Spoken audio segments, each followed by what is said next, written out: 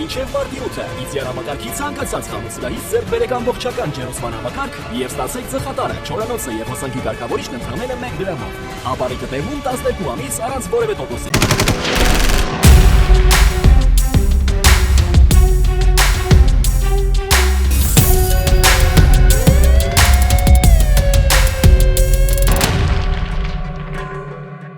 Գլխավոր դատախազությունը 2000-2019 թվականներին պետական եկամուտների նախարարությունում եւ ոստիկանությունում տարբեր պաշտոններ զբաղեցրած Միհրան Դավթյանից պահանջում է հօգուտ Հայաստանի բռնագանձել 14 անշարժ գույք, 6 տրանսպորտային միջոց, 2 իրավաբանական անձանցում մասնակցություն, բանկերում ներդրված 792,000 դրամ եւ $24,000 ավանդ, 5 միլիոն դրամ չվերադարձված փոխառության պահանջի իրավունք, 270,151,000 դրամ որպես ապօրինի դրամական միջոցների մնացորդ, 796,825,000 դրամ, որը չի հիմնավորվում անձի օրինական եկամուտներով։ Փետրվարի 18-ին Երևանի Աչափնյակ վարչական շրջանի Ավելյան փողոցում տեղի ունեցած արևազնային գործադրմամբ սպանության դեպքի առթիվ նախաքննության ընթացքում բացահայտվել են մի շարք հանգամանքներ, մասնավորապես կատարված նախաքննությամբ պարզվել է հրազենի գործադրմամբ այլ անձանց կյանքի համար վտանգավոր եղանակով 1 անձի սպանություն, ինչպես նաև նույն եղանակով 7 անձանց նկատմամբ սպանության փորձ կատարած անձի ինքնությունը։ Երևանի 40-ից ավելի հասցեում կատարվել են միաժամանակ խուզարկություններ, որոնց արդյունքում հայտնաբերվել են քննության համար նշանակություն ունեցող իրեր առարկաներ։ Բացի այդ, քննչական մեծացավ գործողությունների արդյունքում անհատականացվել են զինված միջադեպի մասնակից մի շարք անձինք եւ 11 անձի նկատմամբ հարուցվել է հանրային քրեական հետապնդում։ Մասնակիցներից մեկի նկատմամբ խափանման միջոց է կիրառվել կալանքը, 5-ի նկատմամբ տնային կալանքը։ Փետրվարի 21-ին տեղեկություններ են ստացվել, որ դանակահարված վիճակում Սևանի բժշկական կենտրոն է տեղափոխվել մի քաղաքացի։ Պարզվել է, որ վիրավորը Տավուշի մարզի բնակիչ 20-ամյա Արամ Խաչատրյանն է, ով հիվանդանոց է տեղափոխվել Սևանի Նաիրյան փողոցից, ու մինչև պարզվում էին դեպքի հանգամանքները, հիվանդանոցից ահազանգել են, որ վիրավորի գիտակցության չգալով մահացել է։ Պարզվել է, որ մահացածին զանգահարել եւ կանչել են Սևան, նա եկել է հանդիպման ու առանց որևէ բան քննարկելու միանգամից նրան դանակի հարվածներ են հասցրել։ Երկու կասկածյալ հայտնաբերվել են, ՆՄ-ի եւ ԱՄ-ի նկատմամբ հարուցվել է հանրային քրեական հետապնդում, կիրառվել կալանավորում 1 ամիս ժամկետով։ Փետրվարի 20-ին տեղեկություններ են ստացվել, որ Գյումրիի Վազգեն Սարգսյան փողոցում վիճաբանություն է տեղի ունեցել, ինչի հետևանքով 1 հոգի դանակահարված տեղափոխվել է հիվանդանոց։ Պարզվել է, որ վիրավորը Շիրակի մարզի բնակիչ 30-ամյա Ժորան է, նրա հետ վիճաբանել եւ նրան դանակի մի քանի հարված է հասցրել Շիրակի մարզի բնակիչ 31-ամյա Խաչատուրը։ Փետրվարի 22-ին ահազանգ է ստացվել, որ քաղաքացին փորձում է ինքնասպանություն գործել նետվելով հաղթանակի կամրջից։ Մինչ փրկարարների կանչի վայր հասնելը քաղաքացին նետվել է կամրջից, փրկարարները քաղաքացուդին դուրս են բերել Հրազդան գետից։ Մահացածը նախկին դատախազ Տիգրան Սուքեսյանն է։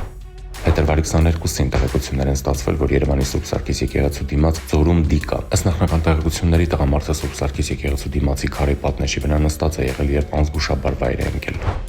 Հակակոռուպցիոն կոմիտեն պարզել է, որ տրանսպորտային միջոցի ուղևորը վարորդի օգտին ապօրինի գործողություն դրսևորելու համար ոստիկանության բարեկային ծառայության Երևանի գնդի բարեկներից մեկին կաշառք է առաջարկել։ Մասնավորապես 2026 թվականի փետրվարին բարեկային ծառայողները կանգնեցնելով քաղաքացու վարած ավտոմեքենան պարզել են, որ վերջինս չունի վարորդական վկայական, ինչպես նաև գտնվում է ոչ սթափ վիճակում։ Դրանից հետո վարչական իրավախախտման մասին արձանագրություն կազմելու ընթացքում տվյալ ավտոմեքենայի ուղևորը բարեկային ծառայողներից մեկին որպես կաշառք գումար է առաջարկել։ Փորձելով այն դնել բարեկի գրպանում, սակայն կաշառք առաջարկած քաղաքացին ձերբակալվել է։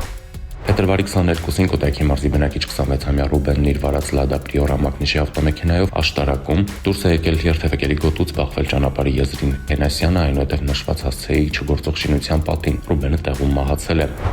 Փետրվարի 22-ին Երևան-Սևանի Ջավան ավտոճանապարհին բախվել են Nissan Rouge եւ Volkswagen մակնիշի ավտոմեքենաները, ինչի հետևանքով վերջինը գլխի վայր շրջվել է, Nissan Rouge-ը կողաշրջվել, 5 հոգի տեղափոխվել է հիվանդանոց։ Փետրվարի 22-ին Իջևան-Սևան-Երևան ավտոճանապարհին 43-ամյա Աշոտի վարած գազ 53 մակնիշի ավտոքարշակով վրայերթի է ենթարկել Mercedes մակնիշի ավտոմեքենայից այդ պահին իջած 20-ամյա Հրայրին ու 35-ամյա Եղիազարին ու բախվել Mercedes-ին։ Փետրվարի 22-ին 18-ամյա Վալերին իր վարած Opel Astra մակնիշի ավտոմեքենայով Եղվար-Զովունի ավտոճանապարհին դուրս է եկել հանդիպակաց երթևեկելի գոտի, բախվել քարերին ու հողաթմբերին ու հայտնվել ճշգրտվող գործարանի դիմաց։ Վարորդը տեղափոխվել է հիվանդանոց։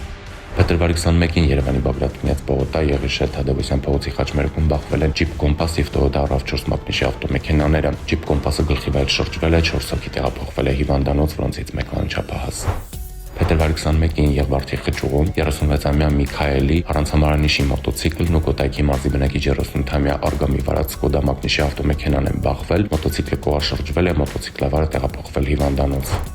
Փետրվարի 29-ին Երևանի Թևոսյան փողոցում բախվել են մայրաքաղաքի բնակիչ 57-ամյա Սասունի վարած Chevrolet Magnish ավտոմեքենան եւ մոպեդը, ինչի հետևանքով վերջինը կողաշրջվել է։ Օտարերկրացի մոպեդ դավարը տեղափոխվել է հիվանդանոց։ Փետրվարի 22-ին հազանգ է ստացվել, որ հրդեհ է բռնկվել Արմավիրի մարզի Մերձևան գյուղում գտնվող կայուքի արտադրամասում։ Հրշեջ փրկարարները մեկուսացրել են կրակը։